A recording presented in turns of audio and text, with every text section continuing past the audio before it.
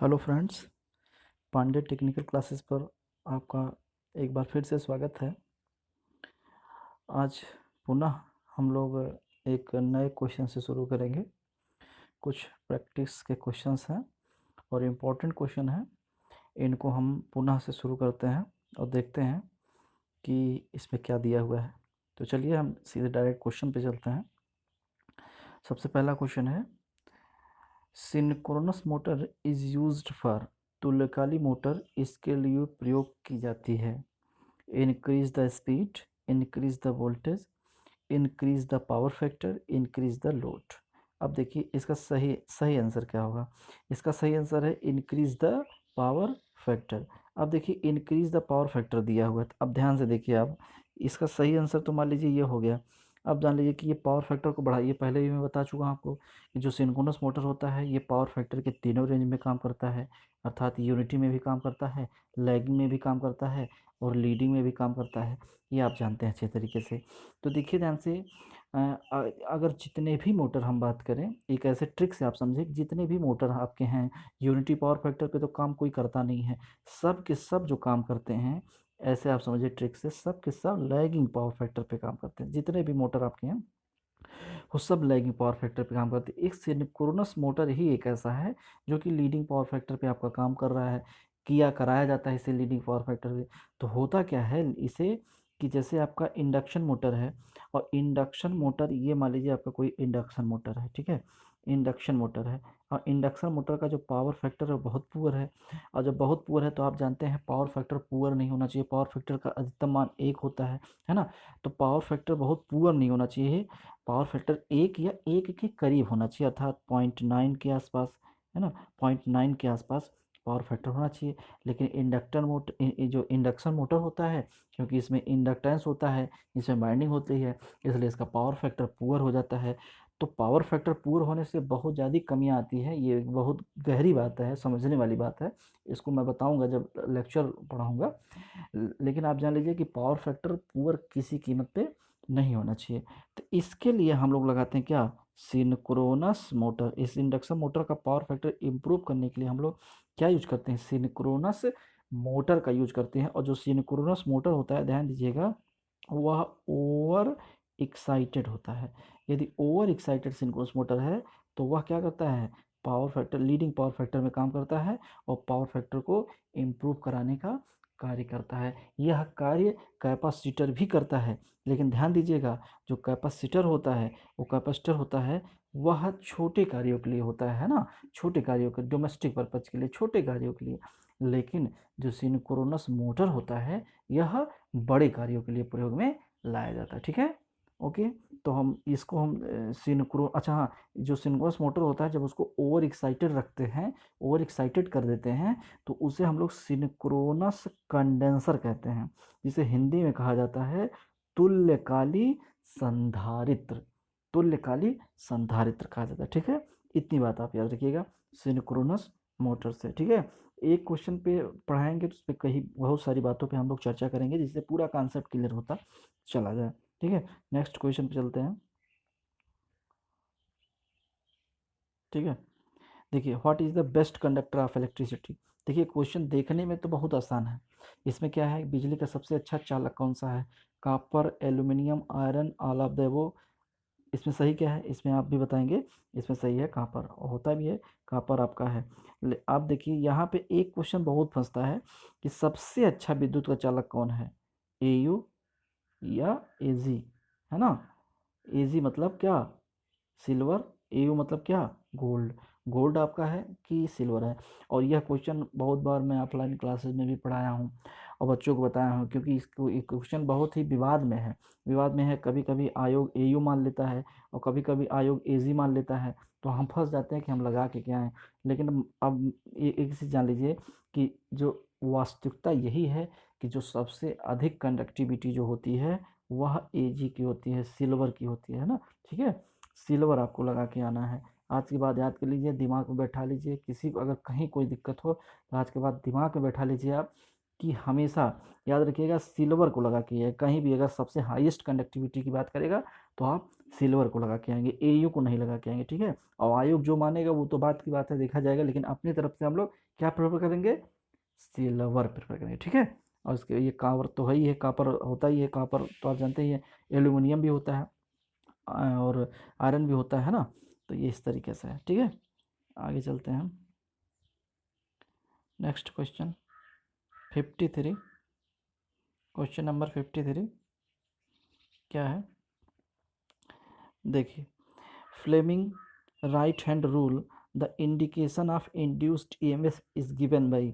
अब फ्लेमिंग का right hand rule याद करिए, फ्लेमिंग का राइट हैंड रूल क्या है, फ्लेमिंग के राइट हैंड रूल से ये देखिए, इस फ्लेमिंग का राइट हैंड रूल, अब इसको 3 डायमेंशन, तो जो आपकी थंब होता है, थंब क्या होता है, वो कंडक्टर के गति की दिशा बताता है, कंडक्टर के मोशन की दिशा बताता है ना। और जो फोर्थ फिंगर होती है वो क्या बताता है, ये फोर्थ फिंगर जो मैग्नेटिक फील्ड की दिशा बताता है ना, मैग्नेटिक फील्ड। और जो आपकी थर्ड फिंगर होती है वह कौन सी, या जिसे हम लोग मिडिल फिंगर बोलते हैं, वो आपका क्या बताता है, इंड्यूस्ड ई एम एफ, है ना। ये देखिए मिडिल फिंगर। और आप अच्छी तरीके जानते हैं कि जनरेटर इसी सिद्धांत पे कार्य करता है, फ्लेमिंग के किस हाथ पे, दाहिने हाथ पे। और कभी कभी लड़के कंफ्यूज होते हैं, तो याद कर लीजिएगा, जनरेटर हमेशा चलाया जब इसको स्टार्ट करते हैं तो किस हाथ से चलाते हैं, दाहिने हाथ से चलाते हैं। तो इस वजह से हमें याद रखना है कि फ्लेमिंग के दाहिने हाथ के नियम पे जनरेटर काम करता है, और इसका जस्ट उल्टा है, फ्लेमिंग के बाएं हाथ के नियम पे आपका क्या काम करता है, मोटर काम करता है, ठीक है। आगे चलते हैं। नेक्स्ट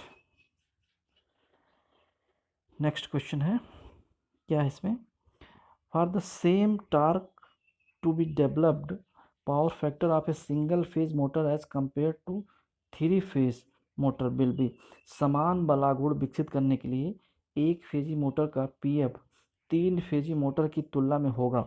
अब देखिए ध्यान से, अब आप सोच लीजिए कि अगर आपका सिंगल फेज का मोटर है और आपका 3 फेज का मोटर है, तो एक ट्रिक आप समझिए कि अगर आपको समान बलागुण, मतलब हम कहें कि मान लो 10 न्यूटन मीटर का हमें टार्क उत्पन्न करना है, 10 न्यूटन मीटर का हमें टार्क उत्पन्न करना है, तो यदि हम सिंगल फेज मोटर से उत्पन्न कराते हैं और 3 फेज मोटर से उत्पन्न कराते हैं, तो पूछ ये रहा है इसमें कि किसमें पावर फैक्टर कमज़ोर होगा। तो आप हमेशा याद रखिए कि जो सिंगल फेज मोटर होता है उसमें पावर फैक्टर कम होता है ना। तो देखिए इसमें दिया है, समान बलागुण विकसित करने के लिए एक फेजी मोटर का पावर फैक्टर 3 फेजर की मोटर की तुलना में क्या होगा, हमेशा याद रखिए कम होगा, क्योंकि सिंगल फेज मोटर का सब कुछ कम होता है, रेटिंग कम होती है, पावर फैक्टर कम होता है, इफिशियंसी कम होती है, मूल्य कम होता है, हर एक चीज़ 3 फेज की तुलना में क्या होता है, कम होता है। तो ये याद रखिएगा, सिंगल फेज का सब कुछ कम होता है, क्योंकि छोटे होते हैं, कितने, 1 एचपी तक के होते हैं, 1 एचपी तक की, 1 एचपी तक के मोटर होते हैं, तो इसलिए इनकी इफिशियंसी वगैरह कम हो जाती है। बड़े बड़े जो मोटर होते हैं उनकी इफिशियंसी क्या होती है, ज़्यादा भी होती है, और उसमें उसका डिज़ाइन भी अच्छे तरीके से किया जाता है, ठीक है। तो इसका सही आंसर हो जाएगा, इसका सही आंसर हो जाएगा क्या, लेस, है ना, लेस, ठीक है। आगे चलते हैं। अब देखिए एक और क्वेश्चन हमारे पास आ गया, Wheatstone bridge is use to measurement. अब देखिए क्वेश्चन इसमें कुछ नहीं है, लेकिन अब इससे जो तर्क निकलेगा ना वो आपके लिए इंपॉर्टेंट होगा, है ना। अब ये देखिए कोई बता देगा, क्वेश्चन इसमें कुछ नहीं, Wheatstone bridge is use to measurement of, तो किसके लिए मेजरमेंट किया जाता है, कोई बता देगा, पी अपान क्यू बराबर होता है आर अपान एस, सबको पता है ना। अब देखिए ध्यान से, यहाँ पे एक चीज़ और, एक क्वेश्चन से कई क्वेश्चन निकालिए, एक चीज़ और, रेजिस्टेंस क्या होता है आप जानते हैं, आर से डिनोट किया जाता है, इसका मात्रक ओम होता है, ठीक है। और रेजिस्टेंस का काम क्या होता है, धारा के मार्ग में क्या उत्पन्न कराना, बाधा उत्पन्न कराना, आप सभी जानते हैं। रेजिस्टेंस का जो रेंज होता है ये 3 प्रकार से, देखिए ध्यान से, रेजिस्टेंस के जो रेंज होते हैं, एक होता है लो वैल्यू, एक होता है मीडियम वैल्यू, एक होता है हाई वैल्यू, ठीक है। अब याद देखिए, लो वैल्यू के रेजिस्टेंस जो होते हैं वो 1 ओम से क्या होते हैं, कम होते हैं। 1 ओम से कम के जो रेजिस्टेंस होते हैं वो क्या होते हैं, क्या होते हैं, लो वैल्यू के। अब ध्यान दूसरा देखिए, मीडियम वैल्यू का रेजिस्टेंस, मीडियम वैल्यू के 1 ओम से लेकर 0.1 मेगा ओम तक जो रेजिस्टेंसेस होंगे वह किस में आएंगे, मीडियम में आएंगे, ठीक है। इसके बाद हाई में कितने आएंगे, तो हाई में याद रखिए, हाई वाले में आएंगे, हाई वाले में क्या क्या आएंगे, 0.1 मेगा ओम, 0.1 मेगा ओम से ऊपर, ठीक है। 0.1 मेगा ओम से ऊपर जो होगा, 0.1 मेगा ओम से ऊपर के जो रेजिस्टेंस होंगे वो किस में आएंगे, वो हमेशा हाई वैल्यू में आएंगे, करेंगे। ठीक है, इतनी बातें क्लियर हैं। अच्छा, अब देखिए ध्यान से एक चीज़ और, इनके मेजरमेंट करने के लिए क्या क्या किया जाता है। अगर लो वैल्यू का रेजिस्टेंस मेजरमेंट करना है तो क्या करना होगा, हाई वैल्यू का रेजिस्टेंस मेजरमेंट करना है तो क्या करना होगा। देखिए ध्यान से, अगर लो वैल्यू के लिए आपके बहुत सारे मेथड है, तो सबसे लो वैल्यू का रेजिस्टेंस अगर आपको मेजरमेंट करना है तो इसके लिए आपका आता है भैया, बहुत इंपॉर्टेंट है, एक आता है kelvin, kelvin double, kelvin double bridge. कहीं दिमाग में किसी कोने में इसे बैठा लो, है ना, दिमाग किसी कोने में इसे बैठा लो, क्योंकि ये बहुत ज़्यादा इंपॉर्टेंट है ना, बहुत ज़्यादा। Kelvin double bridge use to measurement of very very low value of resistance. ठीक है, बहुत ही लो वैल्यू के रेजिस्टेंस मेजरमेंट करने की केल्विन डबल ब्रिज। और भी हैं, और भी हैं, उसको हम थोड़ा देख लेते हैं, आपको बताते हैं। केल्विन डबल ब्रिज के अलावा और क्या क्या है लो वाले में, लो वाले में जैसे और आपको करना है, एक आता है पोटेंशियोमीटर। ठीक है, पोटेंशियोमीटर से आप करते हैं, एक होता है वोल्ट मीटर एमीटर मेथड। ठीक है, ये होता है, ये दो तीन हो गए। अब मीडियम में आ जाते हैं, मीडियम में क्या होता है, एक आता है मीडियम में वही आपका व्हीटस्टोन ब्रिज आ गया, व्हीटस्टोन ब्रिज से ही मीडियम वैल्यू का मेजरमेंट कर सकते हैं। और एक आपका आ गया ओम मीटर, ओम मीटर आ गया। एक आ गया वोल्ट मीटर एमीटर मेथड, ये इसमें भी है ना, वोल्ट मीटर एमीटर मेथड, ये मीडियम वैल्यू को हो गया। अब देखिए सबसे ज़्यादा इंपॉर्टेंट यहाँ से, एक तो केल्विन डबल ब्रिज वाला रट लीजिए, सबसे ज़्यादा इंपॉर्टेंट है। और इसके बाद हाई वैल्यू का, हाई वैल्यू का भैया याद कर लीजिए, आ गया एक बहुत ही इंपॉर्टेंट, जिसे बोलते हैं क्या, मेगर, है ना, मेगर। मेगर का प्रयोग करते हैं हाई वैल्यू के रेजिस्टेंस मेजरमेंट करने के लिए, जिसे हम लोग क्या कहते हैं, इंसुलेशन रेजिस्टेंस। ठीक है, इंसुलेशन। एक और होता है डायरेक्ट डिफ्लेक्शन मेथड होता है, एक होता है डायरेक्ट डिफ्लेक्शन मेथड होता है, एक होता है loss of charge method, loss of, loss of charge method. ठीक है, लॉस ऑफ चार्ज मेथड। ठीक है, तो ये होते हैं रेजिस्टेंस मेजरमेंट। एक बार फिर से बता दे रहा हूँ, एक बार देखिए, लो वैल्यू को रेजिस्टेंस मेजरमेंट करना है तो कौन सा यूज करेंगे, Kelvin double bridge, potentiometer, voltmeter method. अगर मीडियम वैल्यू का मेजरमेंट करना है तो Wheatstone bridge, voltmeter method, ohm meter. और हाई वैल्यू का मेजरमेंट करना है तो मेगर का ही प्रयोग करेंगे, डायरेक्ट डिफ्लेक्शन मेथड का प्रयोग करेंगे, लॉस ऑफ चार्ज मेथड का प्रयोग करेंगे। ठीक है, ये इतनी बातें यहाँ से रहीं।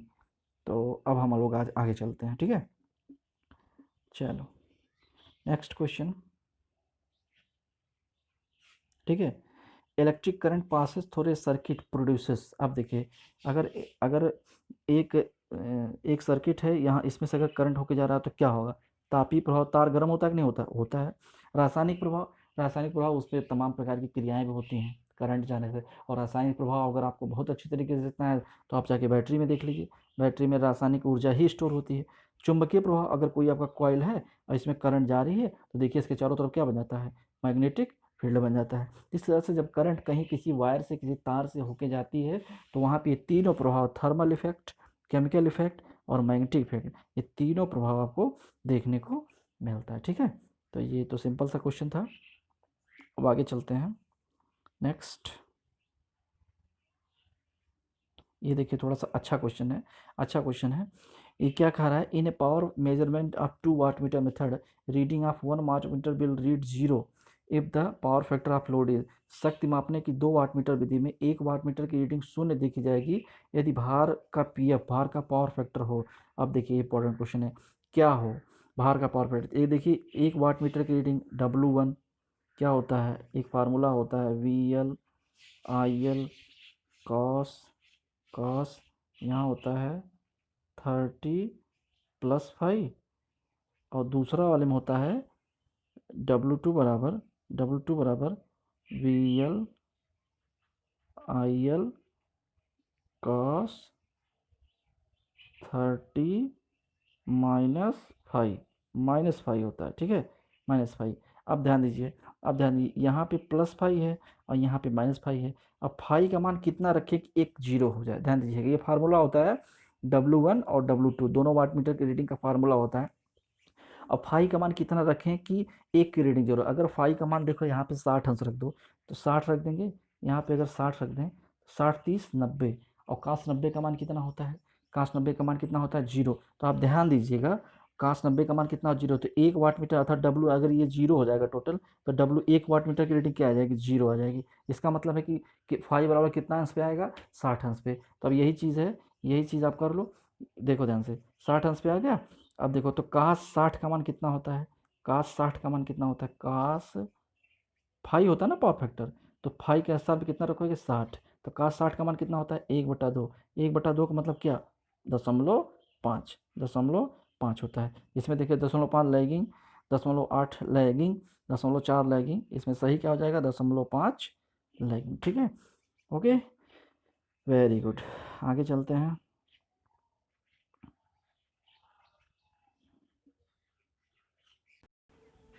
चलिए देखते हैं, नेक्स्ट वाला क्वेश्चन है 58 नंबर का क्वेश्चन है। क्या है इसमें, क्या है इसमें, neutral point in a three phase system is earthed for.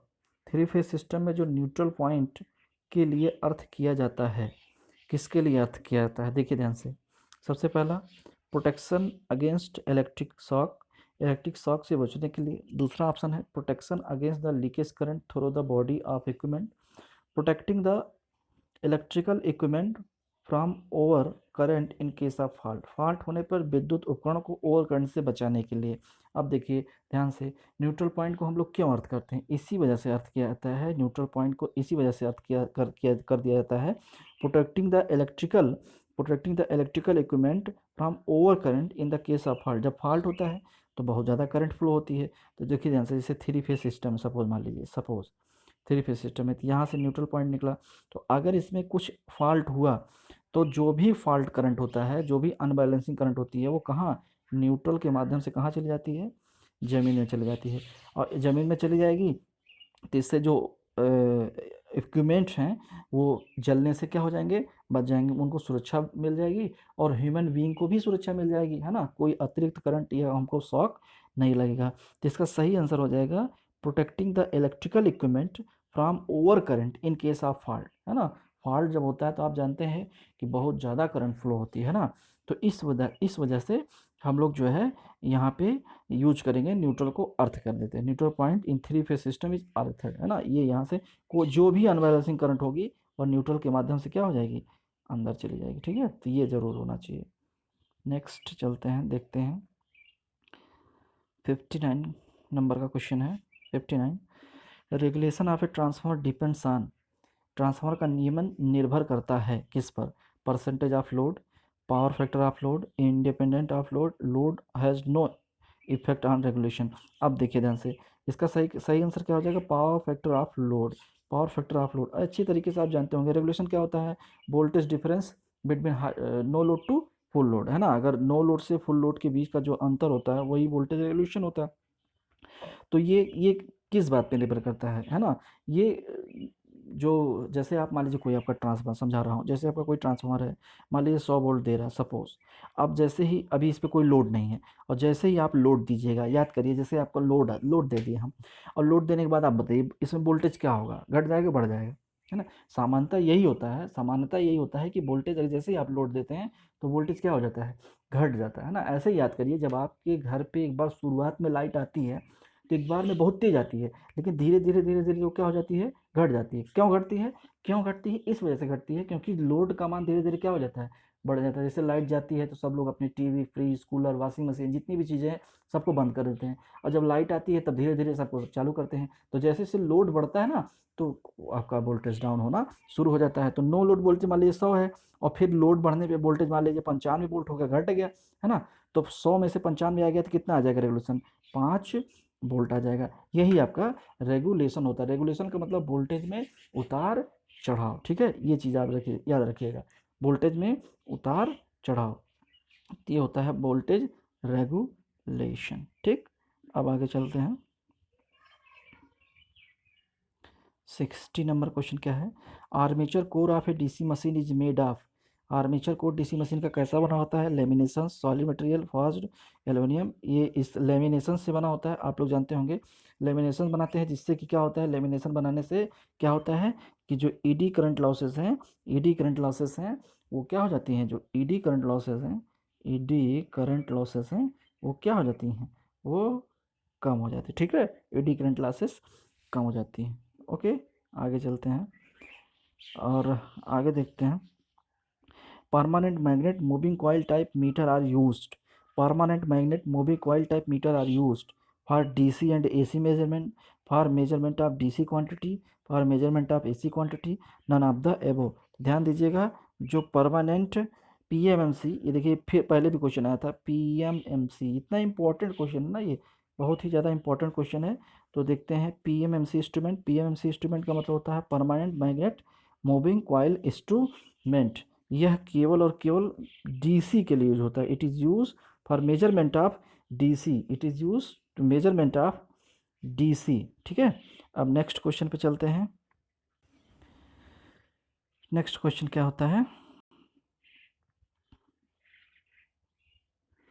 Tungsten filament lamp are filled with. Tungsten filament lamp में क्या भरा होता है, टंगस्टन फिलामेंट लैंप में क्या भरा होता है। अब देखिए ये यूपीपीसीएल में क्वेश्चन आया हुआ है, कई बार यूपीपीसीएल में भी आया हुआ क्वेश्चन। इसमें देखिए इसका सही आंसर है क्या, जो टंगस्टन वाला होता है उसमें नाइट्रोजन या आर्गन गैस भरी होती है। ये आपको रटना पड़ेगा, बहुत इंपॉर्टेंट क्वेश्चन है। यूपीपीसीएल 2016 में पूछा गया क्वेश्चन, 2016 में जेई के एग्ज़ाम में, 2016 के जेई के एग्ज़ाम में ये क्वेश्चन आया हुआ है, नाइट्रोजन और आर्गन गैस। ठीक है, तो ये ध्यान दीजिएगा, बहुत ही इंपॉर्टेंट क्वेश्चन। ठीक है, आगे चलते हैं। ये देखिए एक न्यूमेरिकल आ गया आपका, कह रहे हैं two resistances of 10 ohm each are connected in parallel and this combination is connected in another resistance of 10 ohm series, total resistance of the circuit. देखिए क्या कह रहे हैं कि दो रेजिस्टेंस हैं, दो रेजिस्टेंस हैं, ये देखिए ध्यान से, दो रेजिस्टेंस हैं और ये रेजिस्टेंसेज आपके कैसे जुड़े हुए हैं, ये देखिए पैरेलल में, ये पैरेलल में है और ये देखिए ध्यान से, ये पैरेलल में है और ये सीरीज़ में एक है। और ये कितने का है, ये 10 का है, ये 10 का है और ये 10 का है। ये दोनों पैरेलल में हैं, तो 10-10 कितना होता है, 10 और 10 पैरेलल में होंगे तो 1/10 1/10 करके करेंगे तो 10-10 पैरेलल में है तो क्या होता है आप जानते हैं, 1/r बराबर 1/r बराबर 1/r1 प्लस 1/r2। बहरहाल इसको इससे अगर आप सॉल्व करोगे तो यहाँ 10 रखोगे, यहाँ 10 रखोगे तो ये आपका आ जाएगा, कितना आ जाएगा, कितना आ जाएगा, 10 और 10 सॉल्व करोगे तो ये इसका इक्विवेलेंट आ जाएगा 5। इसका इक्विवेलेंट कितना आ जाएगा, 5 आ जाएगा। आप जानते हैं इसको 1/r1 1/r1 करके करिएगा, आपका आ जाएगा, है ना। ये चलिए मैं आपको बता ही देता हूँ, एक बार मैं आपको बता ही देता हूँ, है ना। कुछ नए बच्चे इसमें होंगे जो नहीं जानते हैं, वो समझ जाएंगे। 1/r बराबर 1/10 प्लस 1/10, है ना।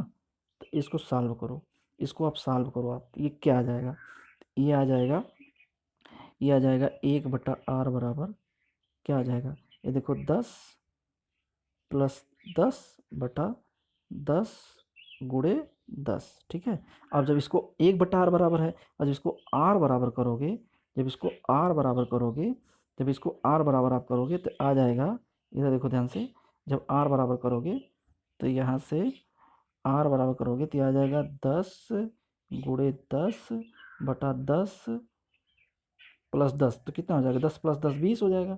और ये काट, इसको काट दोगे 100 से कट जाएगा और 2 से इसको काट दोगे तो कितना आ जाएगा, 5 आ जाएगा। ठीक है, तो ये आई होप आपको समझ में आ गया होगा। तो जो सर्किट हम लोग बनाए थे ये ऐसे ही था, ये ऐसे ही था, है ना। एक रेजिस्टेंस यहाँ था, एक रेजिस्टेंस यहाँ था और एक रेजिस्टेंस यहाँ था, तो इसका कितना आ गया 5 और ये 5 10 ओम का ये भी है, ये 10 ओम का है और दोनों सीरीज में अब हो गए। और जब सीरीज में हो गए तो 10 और 5 डायरेक्टली सीरीज में करके रेजिस्टेंस डायरेक्टली जुड़ जाते हैं। तो 10 और 5, 10 और 5 दोनों को अगर जोड़ देंगे तो 10 और 5 कितना हो जाएगा, 15 हो जाएगा। सीरीज में रेजिस्टेंस अगर जितने भी रेजिस्टेंस दिए गए हैं, जितने भी रेजिस्टेंस दिए गए हैं डायरेक्टली जोड़ दिए जाएंगे, अर्थात ये दोनों आपस में पैरेलल में होंगे और जो इनका पैरेलल का रिजल्ट आएगा वह इसके साथ क्या है, सीरीज में हो जाएगा। ठीक है, तो इसका इसका रिजल्ट आया 5 और ये कितना है 10, तो 10 और 5 15। ठीक है, ये इसका आंसर आ जाएगा, इसका 15 ओम सही आंसर होगा। ठीक है, इसका 15 ओम सही होगा।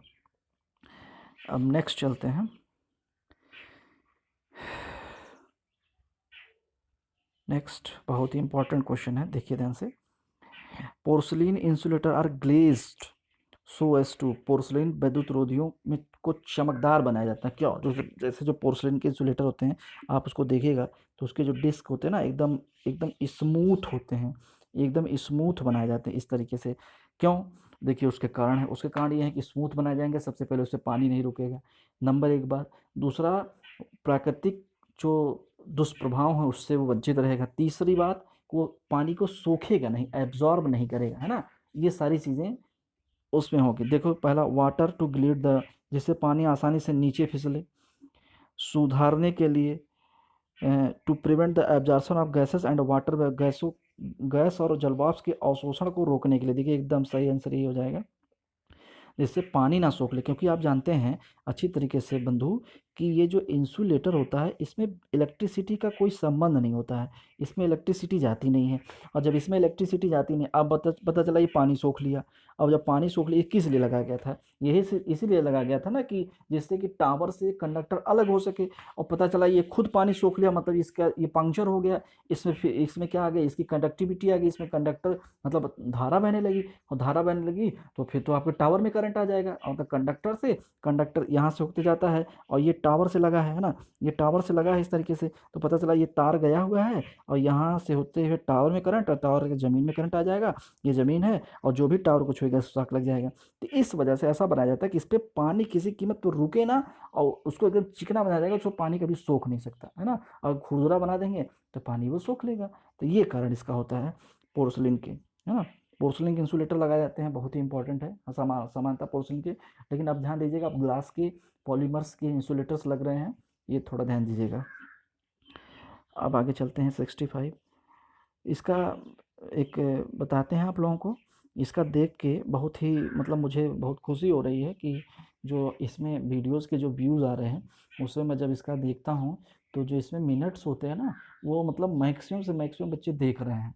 मतलब इतने एक एक वीडियो पे मुझे 2-2 हज़ार मिनट्स मिल जा रहे हैं। मतलब लड़के, मतलब जो भी लोग देख रहे हैं वो पूरी वीडियो को देख रहे हैं ना। तो ये मुझे बहुत अच्छा लग रहा है कि मतलब पूरी वीडियो को देख रहे हैं और लोग इसको पसंद भी कर रहे हैं। तो ये मेरे बहुत ही मतलब मुझे अच्छा लग रहा है कि आप भी अगर इसको देख रहे हैं तो पूरा देखें, पूरा वीडियो को आप भी देखें। और मुझे लगता है कि इससे आपको ज़रूर फ़ायदा होगा, ठीक है। ये देखिए आगे चलते हैं, और इसको शेयर और करते रहो भाई, है ना। शेयर कर दोगे तो क्या हो जाएगा कि सब्सक्राइब थोड़ा बढ़ जाए, कि जिससे कि जो मानक है यूट्यूब का वहाँ तक हम लोग जल्दी से जल्दी पहुँच जाएँ। क्योंकि हम तो कहीं और प्रचार इसका करते नहीं, सिर्फ ये जो चैलेंजर के ग्रुप हैं इसी में डालते हैं। तो आप लोग जितने भी ग्रुप हैं वहाँ पे इसको शेयर करिए, है ना, जिससे इसके सब्सक्राइबर बढ़ते हैं। जैसे ही मैं बोलता हूँ तो जल्दी से सब सब्सक्राइबर 40-50 बढ़ जाएंगे, है ना, तुरंत के तुरंत। फिर उसके बाद रुक जाता है, फिर जैसे वीडियो बनाता हूँ फिर बढ़ जाता है, क्योंकि आप लोग शेयर कर देते हो। तो इस वजह से इसको खूब शेयर करें जल्दी से जल्दी। हम लोग कम से कम अभी 1000 नहीं हुआ है, तो जल्दी से जल्दी 1000 हो जाए। और फिर हम लोग, घबराओ नहीं, हर एक चीज़ पे दूंगा, एकदम पूरा हर एक मैटर पे वीडियोस मिलेगा आपको। अब धीरे धीरे मैं सब कुछ करने वाला हूँ, अभी तो बस यही शुरू हुआ है, ठीक है। और ये एकदम आपके लिए फ्री है, इसके लिए कोई आपको पैसा देने की ज़रूरत नहीं है, एकदम टोटल फ्री, ठीक है।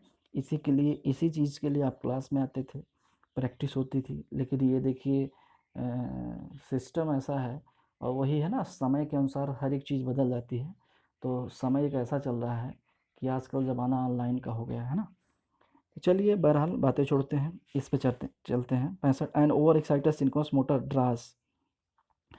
ओवर एक्साइटेड सिंक्रोनस मोटर, देखिए क्वेश्चन चर्चा भी किया था, ये क्वेश्चन आ भी गया। अगर आपका सिंक्रोनस मोटर ओवर एक्साइटेड है, मतलब अति उत्तेजित है, तो क्या करेगा, किस पावर फैक्टर पे काम करेगा? लीडिंग पे करेगा, लैगिंग पे करेगा, कि नो इस पे करेगा? लीडिंग पे करेगा यार, ऑब्वियस है, सिंपल सी बात है यार, है ना, लीडिंग पे करेगा। याद रखो लीडिंग पे करेगा, है ना। अगर यही कर देते हैं कि ओवर एक्साइटेड नहीं, अंडर एक्साइटेड है भैया, अंडर एक्साइटेड, तो भैया कहाँ चला जाता है ये कहाँ चला जाता है? लैगिंग में चला जाता है, ठीक है। सिंक्रोनस मोटर पावर फैक्टर के तीनों रेंज में काम करता है, याद रखिए, कई बार बोल रहा हूँ। ये unity power factor, lagging power factor और लीडिंग पावर फैक्टर बहुत ही ज़्यादा इंपॉर्टेंट है ये सब क्वेश्चंस, है ना। और सिंक्रोनस मोटर एक ऐसा मोटर होता है जो कि सेल्फ स्टार्ट नहीं होता है, किसी कीमत तो याद रखिए, ये सेल्फ स्टार्ट मोटर नहीं होता है, ठीक। अब आगे चलते हैं।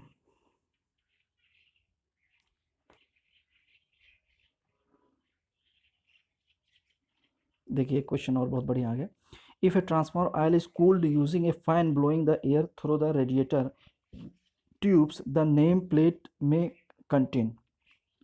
यदि ट्रांसफार्मर ऑयल रेडिएटर ट्यूब के माध्यम से वायु प्रवाहित करने वाले पंखे के उपयोग द्वारा ठंडा किया जाता है, तो नेम प्लेट पे क्या लिखा रहेगा? आप देखिए ध्यान से, मैं आपको बताता हूँ। ट्रांसफार्मर कई प्रकार से कूलिंग की जाती है, जैसे एक तो नॉर्मल जो बहुत छोटे ट्रांसफार्मर होते हैं ना, स्टेबलाइजर होगा, केवल एयर कूल्ड होते हैं, हवा से बेचारे ठंडे होते हैं ना। तो बहुत छोटे ट्रांसफार्मर होते हैं, जैसे स्टेबलाइजर में आपके घर में लगा होगा, जो आपके घर में स्टेबलाइजर है उसमें जो ट्रांसफार्मर लगा होगा उसमें तेल भरा है क्या? नहीं भरा है ना। और दूसरा होता है oil cooled transformer, oil cooled है ना, आयल कूल्ड ट्रांसफार्मर। और इसके बाद फिर आता है आयल इमर्स ट्रांसफार्मर होते हैं। फिर एक आता है एयर ब्लास्ट होता है। एयर कूल्ड तो हो गया, air blast cooling. Water cooled आता है, एयर ब्लास्ट, ये बहुत ही ज़्यादा इंपॉर्टेंट है, कभी आप देखिएगा ध्यान ध्यान से। एयर ब्लास्ट कूलिंग बहुत ज़्यादा उपयोग में लाई जाती है, जैसे अब मैं आपको थोड़ा दिखाता हूँ, देखिए ध्यान से। एयर ब्लास्ट कूलिंग क्या होती है? एयर ब्लास्ट जानते हो, जैसे मान लीजिए ये आपका ट्रांसफार्मर है ना, और ट्रांसफार्मर में ये ट्रांसफार्मर के रेडिएटर्स लगे हुए हैं, ठीक है, इसे रेडिएटर्स बोलते हैं ना, ये रेडिएटर्स लगे हुए हैं। तो किया क्या जाता है, अब कभी ट्रांसफार्मर जाके देखिएगा, इधर इस तरफ ऐसे ही 4-5 पंखे इधर लगे रहेंगे, 5 पंखे इधर, ऐसे 5 पंखे इधर, ऐसे पंखे लगे रहते हैं, ठीक है। और ये पंखे क्या करते हैं, यहाँ से हवा देते हैं, इधर हवा देंगे और ये इधर हवा देगा, जिससे ट्रांसफार्मर जो है वो क्या होता रहता है, ठंडा। मतलब इसका जो तेल है, तो तेल जो रेडिएटर में सर्कुलेट कर रहा है, वो यहाँ से जब ठंडा ठंडा पाएगा तो तेल आपका क्या होता रहेगा, ठंडा होता रहेगा। तो ये विधि क्या होती है, ये विधि देखिए ध्यान से। अब देखिए मैं आपको बता रहा हूँ, देखिए ये ट्रांसफार्मर आयल इज कूल्ड, मतलब उसमें आयल है, और फैन भी यूज किया गया है, फैन से हम लोग वो दे रहे हैं। तो क्या इसका देखिए सही क्या रहेगा, ये देखिए इसका सही हो जाएगा, आयल नेचुरल एयर फोर्स्ड, है ना, आयल ONAF, इसका देखिए ONAF, oil natural, oil oil natural, है ना, आयल नेचुरल।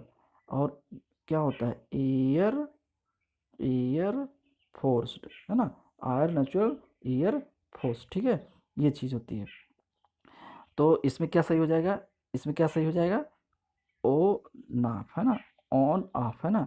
और इसका देखिए सबका फुल फॉर्म, ये देखिए पहले वाले का क्या हो जाएगा, पहले वाले का हो जाएगा oil natural air natural, oil forced air forced, है ना।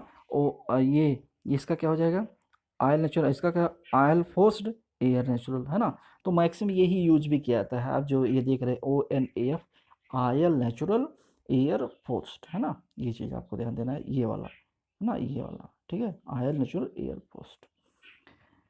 अब 67 नंबर क्वेश्चन देखते हैं क्या है। 67 number question, what should be applied on tools to avoid rust in rainy reason?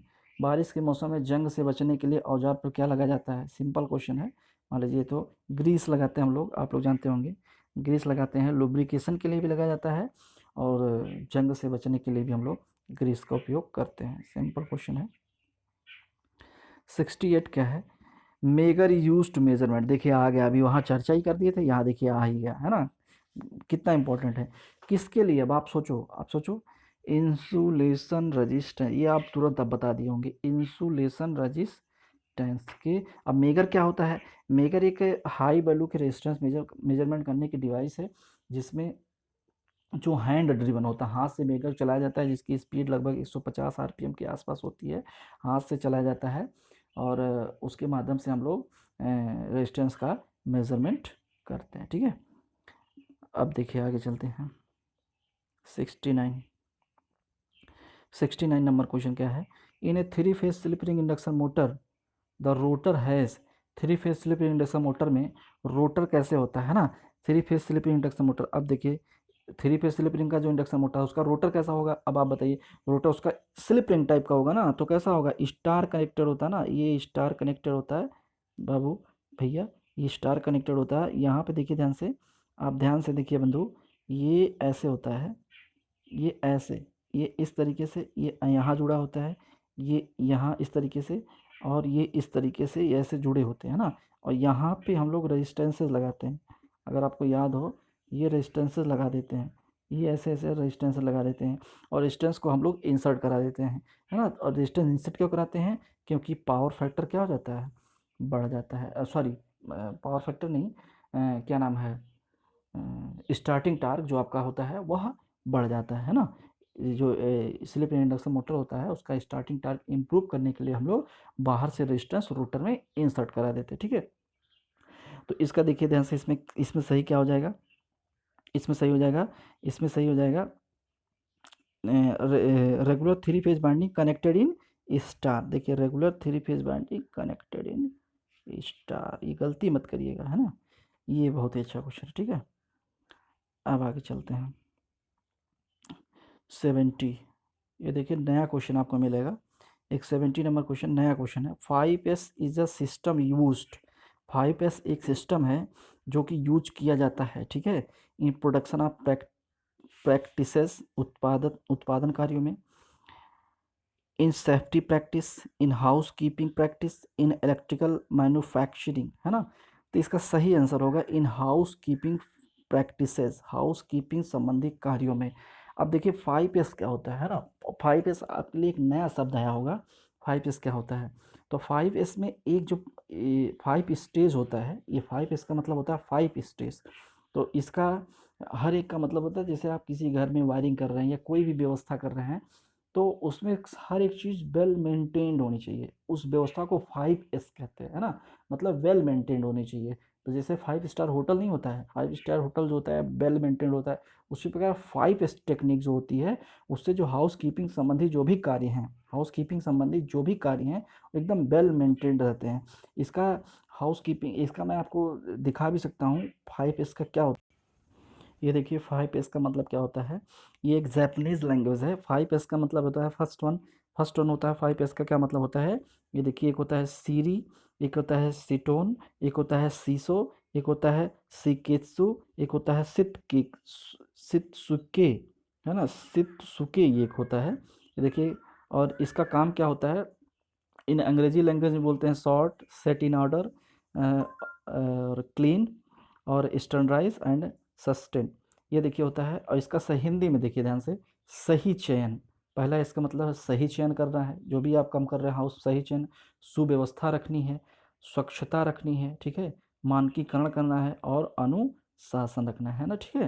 तो ये होता है 5S का मतलब, ठीक है, ओके। अब आगे चलते हैं, आपको दिखाते हैं, क्वेश्चन पे लेके चलते हैं। तो इसका सही आंसर क्या हो जाएगा, इसका सही आंसर हो जाएगा, इसका सही आंसर हो जाएगा house keeping practices, housekeeping practices, housekeeping practices, है ना, इसका सही आंसर हो जाएगा हाउस कीपिंग प्रैक्टिसेस। अब आगे चलते हैं नेक्स्ट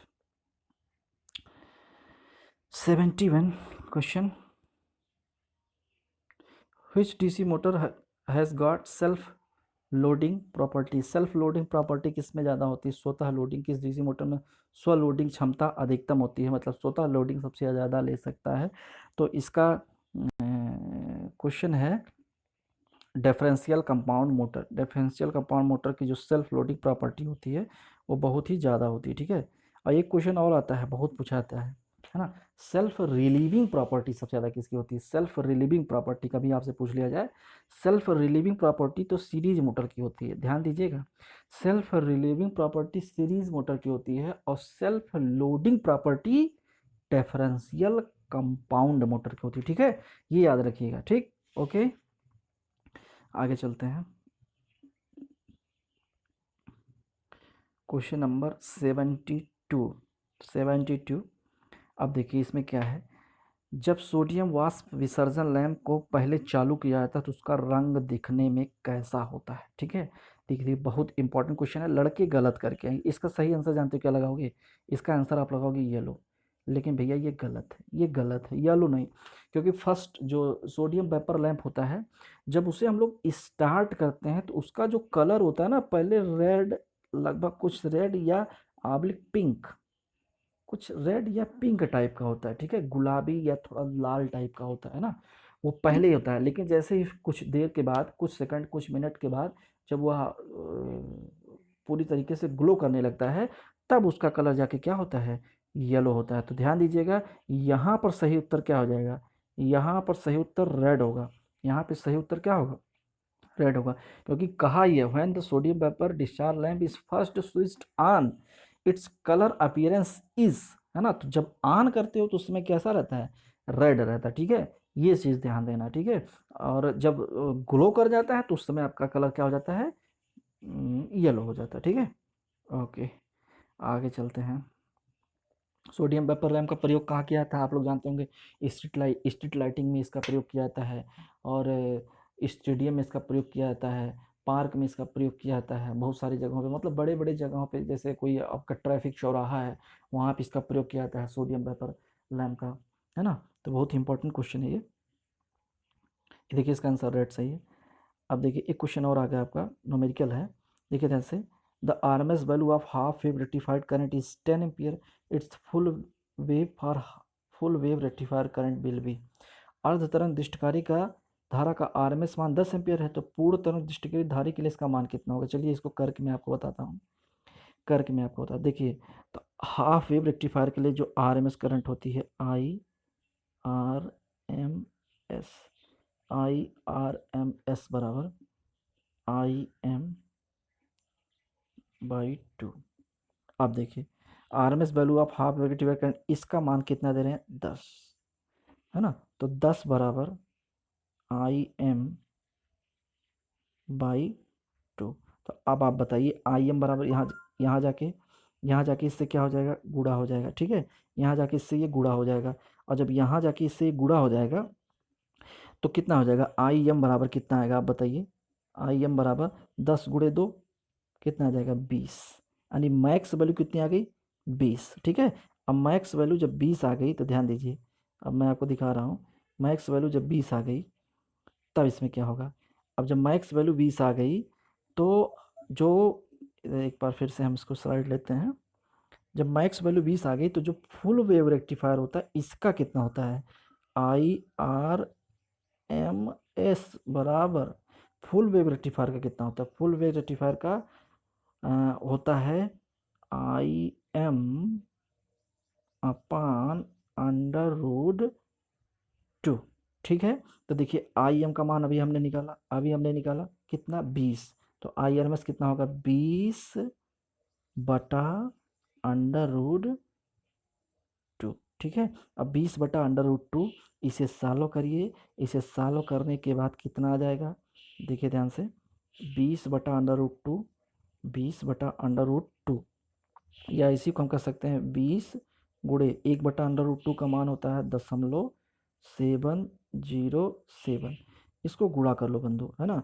अब देख रहे हैं 7 × 14, जो देखने से लग रहा है कि 14.14 इसका आंसर आएगा। आई होप आपको समझ में आया होगा, ये बहुत इंपॉर्टेंट क्वेश्चन है और पूछा भी गया है, बहुत बार पूछा गया, ठीक है। तो ये है आपका क्वेश्चन। नेक्स्ट चलें, next 74, Ohm's law give the relationship between, है ना। ओम्स लॉ रिलेशन किसके किसके बीच में देखा है, तो ओम का नियम आप लोग जानते होंगे। ओम का नियम होता है V प्रपोर्शन टू I। किसी भी कोई आपका ये आपका मान ली कोई दो टर्मिनल है A और B, तो किसी दो टर्मिनल के मध्य लगाया गया विभवांतर B और इस सर्किट में प्रवाहित होने वाली धारा के समानुपाती होगा यदि वहाँ की सभी फिजिकल कंडीशन कांस्टेंट हो। फिजिकल कंडीशन कांस्टेंट होने का क्या तात्पर्य है कि अर्थात वहाँ का ताप, दाब, आयतन वगैरह वगैरह सारी चीज़ें क्या हों, फिक्स हो, नियत हो, उसमें कोई परिवर्तन ना आए। तो यहाँ से देखिए जब इसको B प्रपोर्शन टू I होता है, तो जब इसको हम लोग हटाते हैं, इसको हटाते हैं तो क्या आ जाता है, B प्रपोर्शन टू I, यह आ जाता है B बराबर IR, ठीक है। B बराबर IR, तो देखिए voltage, current and resistance, voltage, current and resistance किस में दिया है, देखिए तीसरा वाला applied voltage, load resistance and current के बीच में। ये मेटल्स पे लगता है, ध्यान दीजिएगा। सेमीकंडक्टर्स पर ओम्स लॉ फॉलो नहीं होता है, वैक्यूम ट्यूब पर ओम्स लॉ फॉलो नहीं होता है। मेटल्स के लिए ही इसका प्रयोग हम लोग करते हैं, ठीक है, ओम का नियम। अब आगे चलते हैं 75 नंबर क्वेश्चन। 75 नंबर क्वेश्चन क्या है, a conductor carrying current is surrounded by a magnetic field exist in a circle above the conductor is discovered by। वृत्त की रूप में उपस्थित चुंबकीय क्षेत्र द्वारा घिरे हुए धारावाही चालक का आविष्कार किसने किया था। यह बताया था यहाँ से मैग्नेटिक फील्ड के बारे में बंधु। एक वृत्त के रूप में कोई आपका मैग्नेटिक फील्ड है ऐसे, और इसी के बीच में कोई आपका चालक रखा गया है इस तरीके से। ये जो सिद्धांत यहाँ से क्या है, ये मैग्नेटिज्म का प्रिंसिपल है, ये मैग्नेटिज्म का प्रिंसिपल है। और मैग्नेटिज्म का प्रिंसिपल की खोज किसने की थी? ऑरेस्टेड ने। आप लोग जानते होंगे मैग्नेटिज्म के बारे में कौन बताया था? ऑरेस्टेड ने बताया था। तो ये इसका सही आंसर हो जाएगा, ठीक है। तो ये आपके टोटल क्वेश्चंस ख़त्म हो गए। अब इसमें टोटल 75 क्वेश्चंस थे, लेकिन 25 करके मैं क्वेश्चंस करवाया हूँ। लेकिन एक एक पार्ट में मैं बहुत सारे क्वेश्चंस करवा दिया हूँ। और हमको जहाँ तक लगता है कि आपको ये बहुत अच्छी तरीके से समझ में आ रहा होगा। क्योंकि मैं इस तरीके से समझ पा रहा हूँ, क्योंकि इसके जो व्यूज़ मैं देख रहा हूँ वो पूरा वीडियोज़ देख रहे हैं। तो इससे मुझे अनुमान लग जाता है कि जो है बच्चों को काफ़ी पसंद आ रहा है और इसका अच्छा है।